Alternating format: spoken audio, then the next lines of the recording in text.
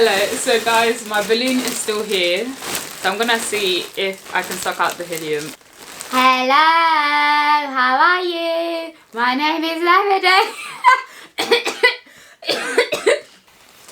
Hi guys, my name is Lavender. Welcome back to my channel. I hope you enjoyed this video. Okay, bye. The future is now.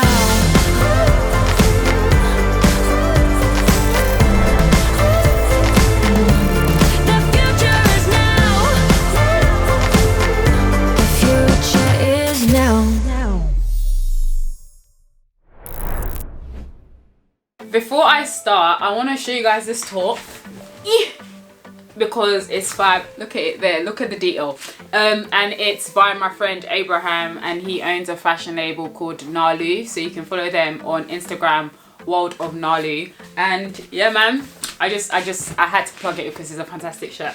Okay, I've done a lot of, let's get into the video. So today I'm going to be giving my 1 year after graduation update, because I graduated on the 17th of July 2019. I made a video about this as well, like earlier on in the beginning of my YouTube journey, so I'm gonna link it and you can check it out, because I wanted to make sure I'm not just repeating myself. So I asked some of my people on Instagram, some of my friends, asking them what do they want to know about life after uni a year on.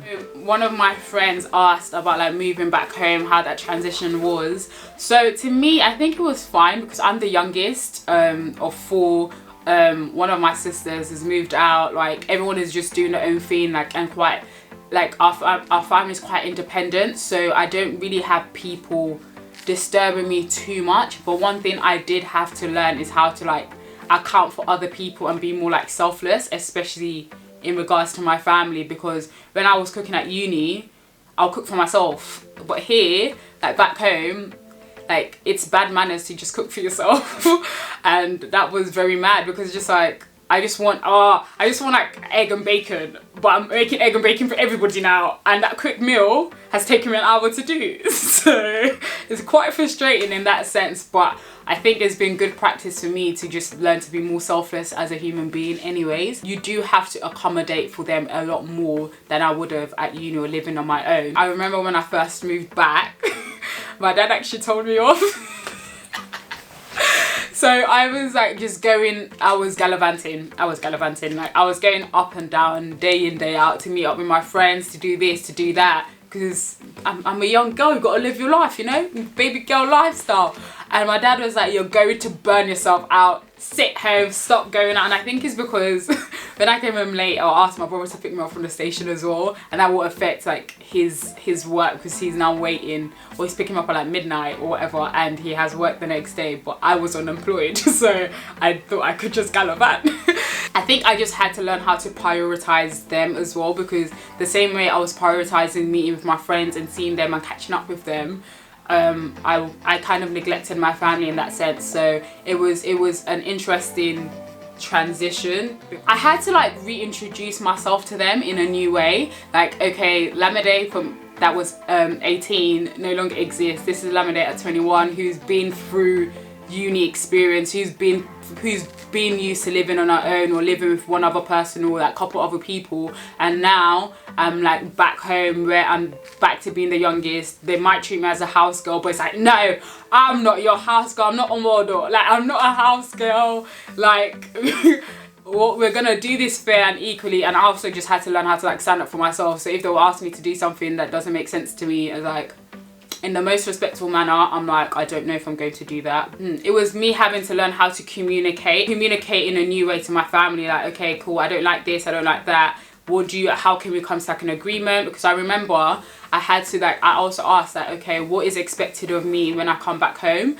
Because I can just like mentally prepare myself. Preempting that and asking the question before I moved back really helped me. There are some times though that is quite like annoying, because you will plan your own day, and they've planned your day for you. Do you know what I mean? Like, I've planned that I'm gonna wake up at this time and do X, Y, and Z, but then my mom be like, oh, I need you to make some fish stew and wash the plates and do everything, and and it's like, nah bro, that's not what I planned for my day. What do you mean?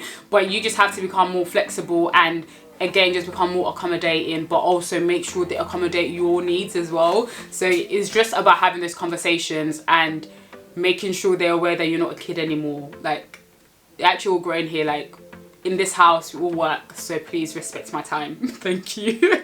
Now I'm gonna speak about work, relationships, boundaries, all those good stuff.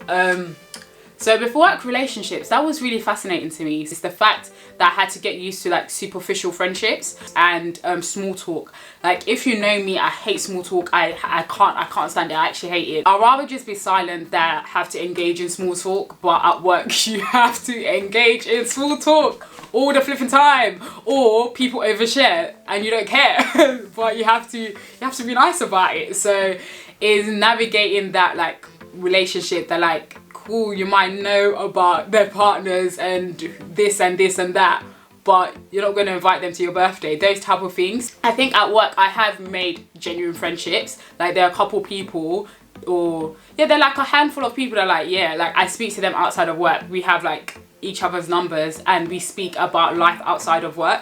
But the other people that like, this relationship is only the case because we work together, and that's okay. And even with people like your managers or other people, I think what I've had to learn as well is that this sounds so bad, but this is what I do believe to a large extent, is that they only care for you as much as you produce the work they want you to produce. So yeah, like sometimes the human level is kind of missed within like the work dynamic, because you are there to produce X, Y, and Z. So they don't really care about you. They care about the work you produce.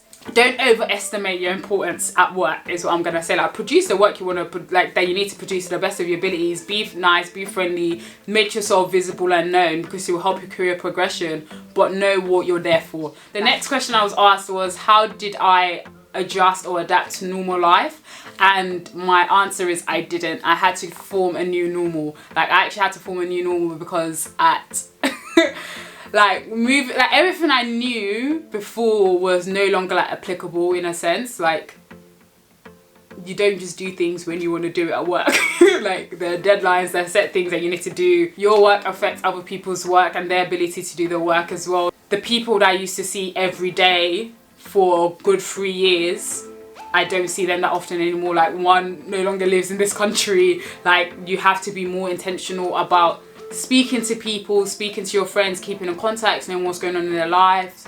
And just, yeah, I just had to create a new normal and make sure that normal made sense for me. A year on, after working for 10 months, how did I go about like saving, like managing my finances? And I think I've done quite well. So I save each month, and I save majority of my salary each month, because realistically I don't need to spend that much. So after I've like done my tithe, contributed to my house, what do I give each month? Yeah, tithe, house, savings, really. I only spend 200 for myself, and that's like including everything. And this is during lockdown period, but outside of lockdown, like when I was going back to work, was like travel cost me £253. Until this day, I'm screaming, because that is a lot of money. Oh my god. So guys, with savings and finances, the biggest shock about finances after uni is tax. Like, I got taxed for the first time in February. So because I hadn't worked all throughout the like tax year, I didn't get taxed until my personal allowance was used up, I think. So I didn't get taxed for like the first 5 months of working, and it was sweet. So I was accustomed to getting a set amount in my bank account. And then I come February, I open it and it's reduced dramatically. Like, a good over 500 has been taken, and I said, where's my money gone? And it's gone to tax. And I was screaming. I was so upset. I said, how have you taken so much money? After that rant, what can I actually say to help you guys with your finances is that you just need to be very intentional. Everything just comes down to intentionality. Like, be realistic with yourself as well. Do you really need to spend £500 a month on like personal expenditure? Like, what are you buying? Like, what are you actually buying? I've been on a shopping ban since February. I kind of slipped up. I hold up my hands. I slipped up in, I didn't want to do anymore in June and July, and then everything I bought was pants, so I just went back to my shopping ban because a lot of my money goes to shopping and I am a shopaholic and it's unnecessary. So we're just nipping it in the bud, and you just have to be very like build good habits now that will help you in the future. So one thing I do want to do over the next coming months and just get into a habit of is investing as well. So I'm going to be watching Humble Penny, that is on YouTube as well. Kenny, the guy, he's very informative. Like he breaks down like the basics of investing and that very simply. So that is something I want to get more involved in.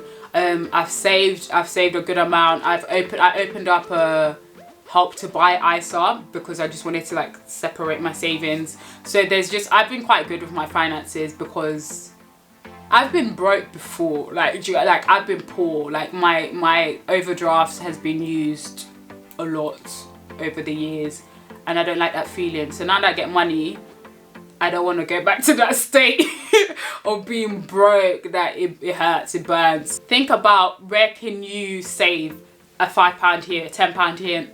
Like it ends up adding up.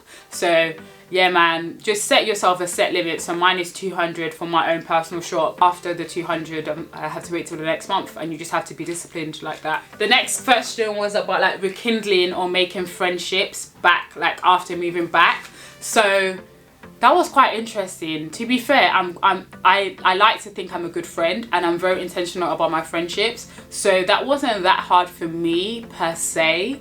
But it was a bit of a challenge because now I have friends all over. It's not just a case that I have friends that live down the road. Some of the friends that live down the road are no longer down the road because some are working in Birmingham, some are working in Loughborough, some are working here, some are working there, and you still have to maintain that friendship. Yeah, I also learned that like different people play different roles in my life. So there's some people that are like part of like my core circle that I speak to them more often than people that I'm just like cool with, or people I just really like. Knowing the different roles different people play in your lives, just trying to show up for them as much as you can show up for yourself, and just making sure that you actually check in. So a lot of the time, especially after uni, a lot of like post-uni depression can happen. Like thank God it didn't happen to me, but it can get a lot. So let's say if they're out of a job, or if they're just still searching for a job, if they didn't get the grades they want, there's so many factors. So just checking on their well-being, on their mental health, to make sure they're actually all right. And making new friends. So I like people, so it's not a struggle for me to make new friends. My thing was having to limit the amount of friends I made and knowing that like not everybody that is cool needs to be my friends. Like restricting the access people had to me, and I hate when people say that, but it's just like genuinely I couldn't just give anybody and everybody access to me because it's quite time consuming, and it's also ends up being superficial. So it's like I'd rather have, there's this quote that I really liked. It was like 4 quarters is better than 100 pennies. So I'd rather have like 4 solid people with like, they bring a lot of value and high quality than 100 low quality friendships. Do I feel more confident in myself and in my ability? I would say yes, because once you've reached rock bottom, the only way is up. And with chemistry, I genuinely thought I was a fool because I tried so hard and I didn't get it. Like, oh bro, we don't need to go into that. But yeah, so I do feel more confident in my abilities because like I seek feedback. Like I like constructive criticisms, and I seek feedback to know when I'm doing well or like what I can do better. And I'm quite self-reflective as well. So I am able to know, okay, what are you doing well? What can you do better? And I see the results of what I do, so that just gives me more confidence. So by evidence, by me doing well, I know I'm more confident in my ability to do well. So the next question is, have I grown spiritually and like my relationship with God since moving back home and finishing uni and like a year on from uni? So uni definitely aided my relationship with God a lot, like going to the different Christian fellowships at Essex and going to my church at Essex played a very important role to my growth in my relationship with God.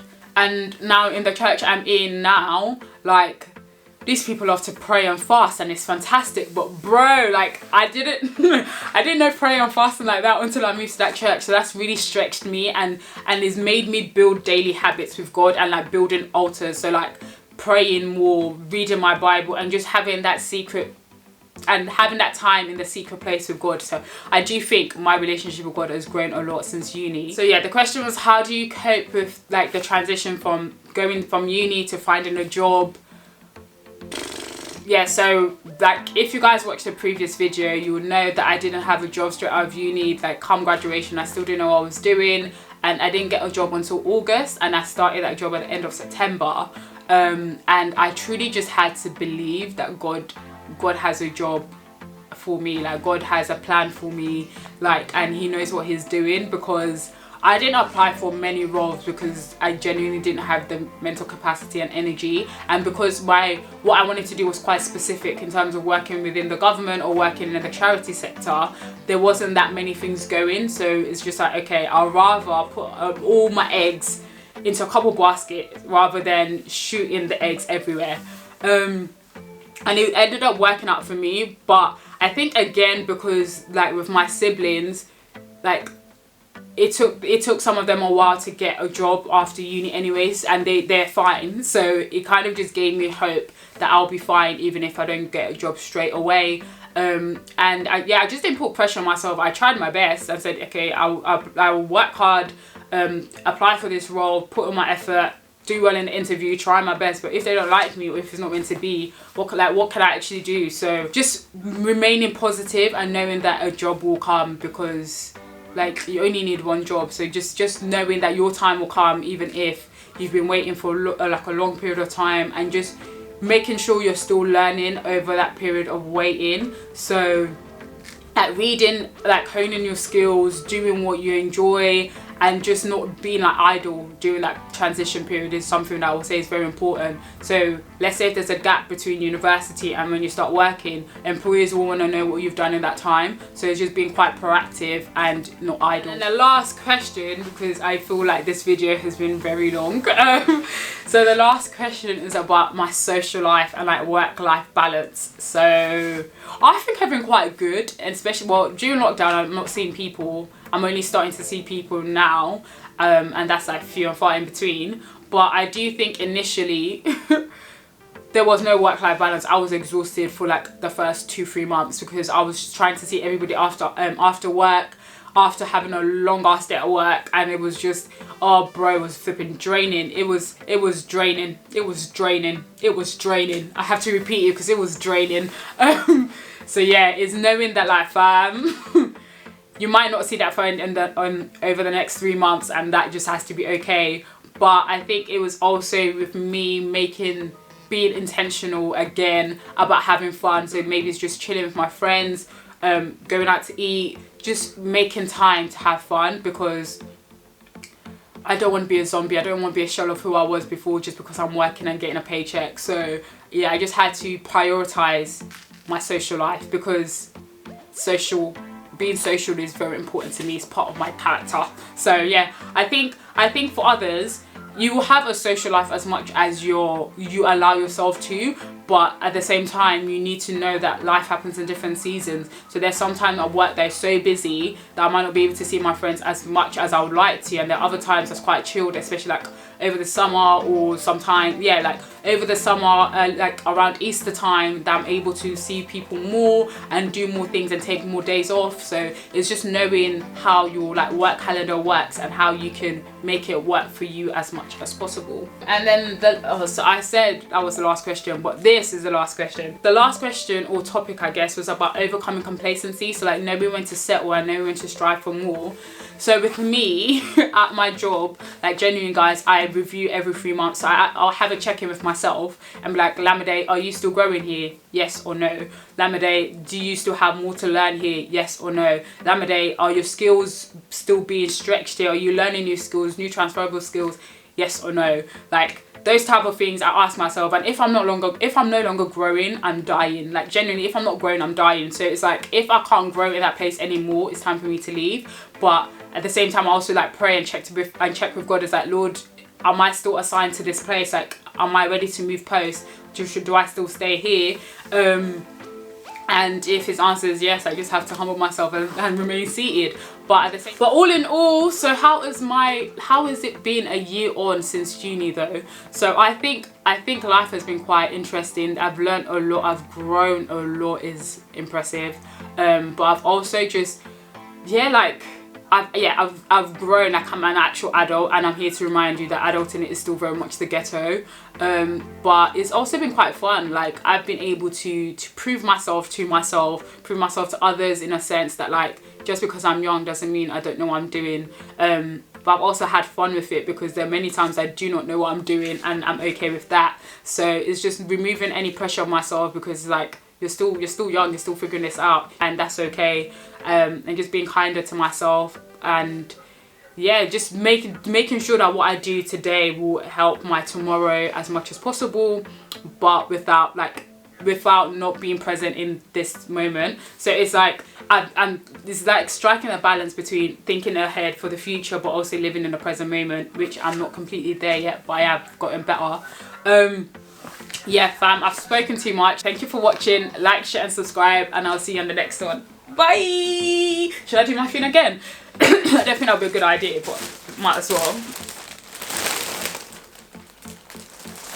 Thank you for watching. Good night. Thank you so much for watching, guys. Good night. Take care. Bye.